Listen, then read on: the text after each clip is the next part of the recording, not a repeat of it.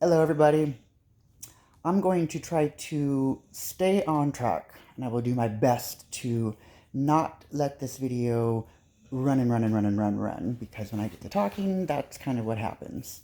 Um, but there's a couple serious things that I do want to talk about, and so it's fun to be able to cut up and have fun and borderline embarrass myself, but yet also be expressive at the same time. And part of being expressive is speaking your truth, honoring yourself, respecting yourself. And with the work that I do, doing the psychic readings, working one on one with individuals, um, last night I received a message from someone who I worked with recently, and they were extending their gratitude. And at the end of the message, they had kind of given me the nudge to come up with a way to help people love themselves. And this is something that, unfortunately, most of us were not taught growing up how to love ourselves. Most of us grew up um, almost with borderline codependent parenting styles where um, you're not allowed to be yourself. You're not allowed to speak for yourself. And in the process, self-esteem gets dropped, self-respect gets dropped. And as the child's mind is developing, it teaches you to be comfortable with somebody else's disrespect. Now, with the push that I'm getting to want to motivate people to love themselves, you have to understand that there are going to be people who are going to take this the wrong way. They're going to look at you and call you narcissistic and think that everything's only about you. But don't forget that those kind of statements are purely self-reflective.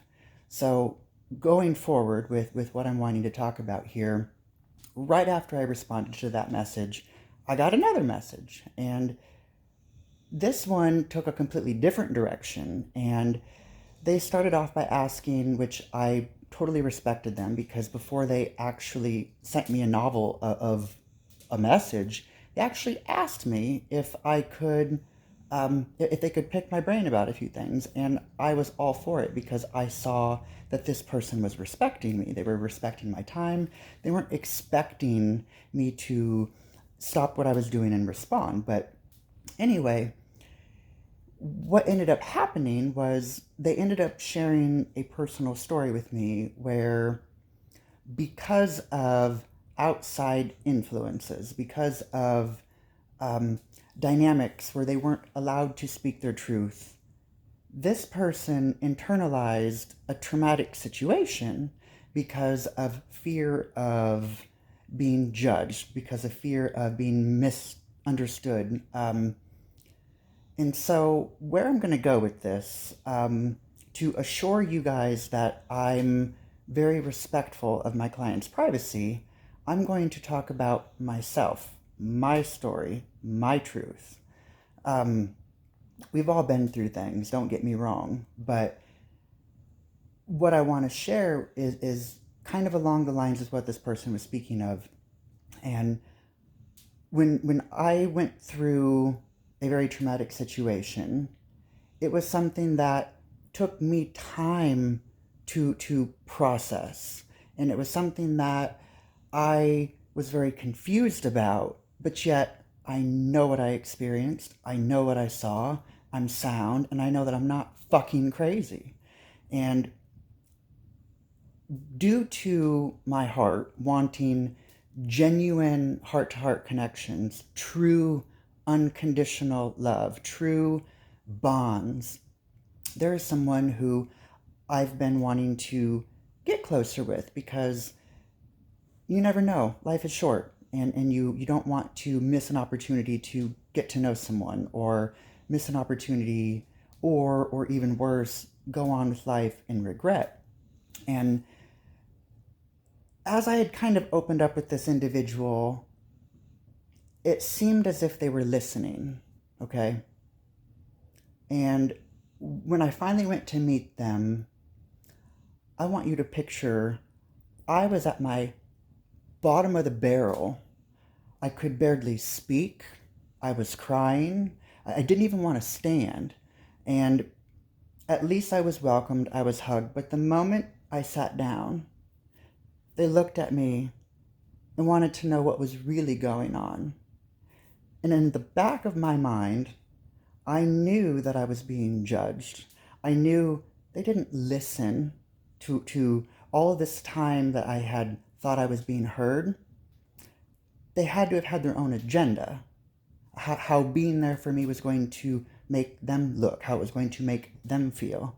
It was never about helping me through my trauma. It was about how it was going to affect their image. And moments into the conversation, I start to talk, and then I'm interrupted with, "You need to get off that goddamn medication." Keep in mind, bottom of the barrel, I'm in a pure state of shock.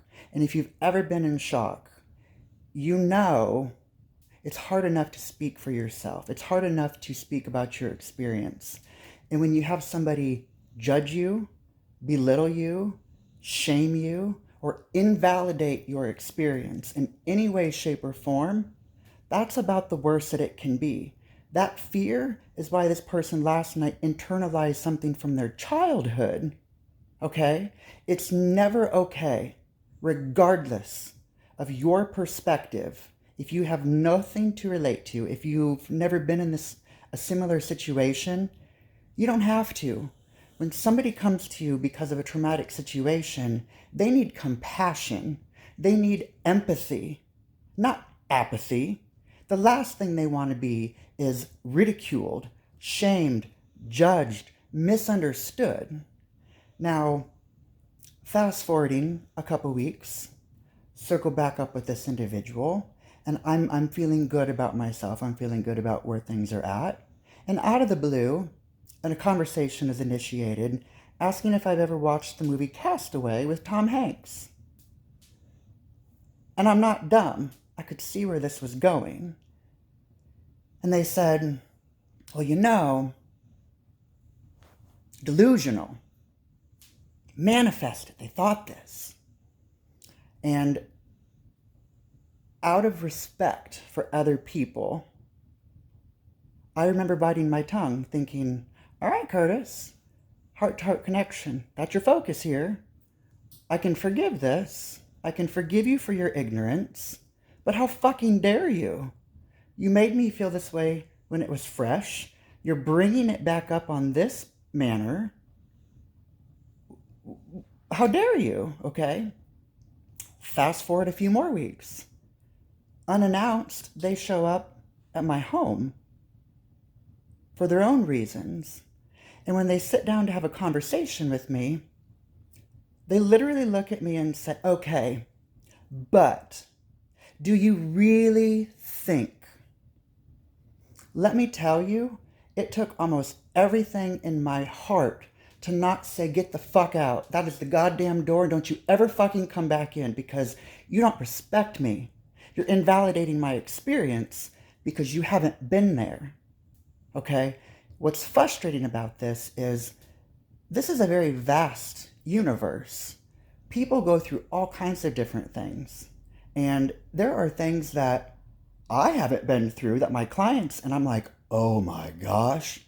But I have compassion. I have empathy. I can imagine what this is like for you. And I cannot imagine ever sitting across from someone and invalidating their experience because it wasn't relatable. It takes a true narcissist to sit there and belittle you, judge you about a medication, critique your decisions, call you crazy. It does not matter where you come from.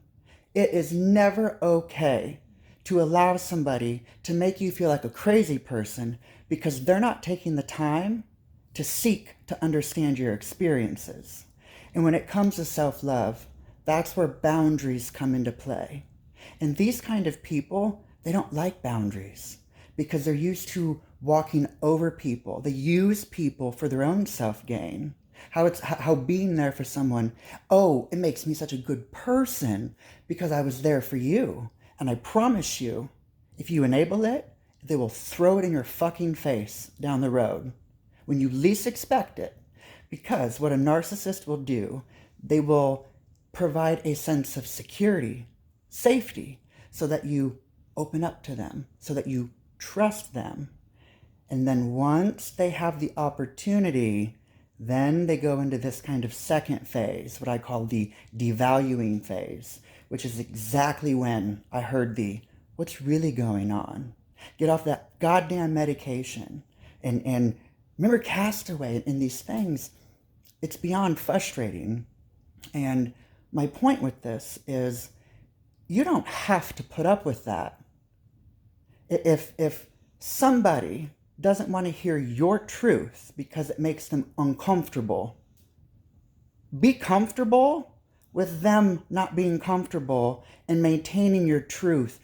Don't be in a position where you internalize a trauma out of somebody else's perspective and put yourself through more a torment, because what happens is when that kind of stuff is internalized, it perpetuates. And as it goes on, it affects the subconscious. And then the worth gets lowered. And where I'm circling back to this first message that I got last night, this person was thanking me because in a matter of a session, I got them to recognize a few key pieces where they were giving people outside of them the power to control. And as soon as they realized, I don't have to. I can love you from a distance, but that don't mean I have to put up with your fucking bullshit. And when it comes to boundaries, people will always demonize you and paint you as the problem, because anytime your truth disrupts their illusion, they won't look at it. But I promise you, that's not on you.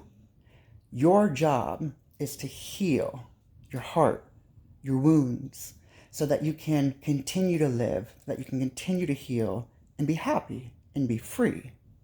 And that's not something people always want for you. And when it comes to using discernment and honoring yourself, self-respect and self-esteem and self-respect, don't you ever let someone get comfortable disrespecting you, because over time, it will never get better.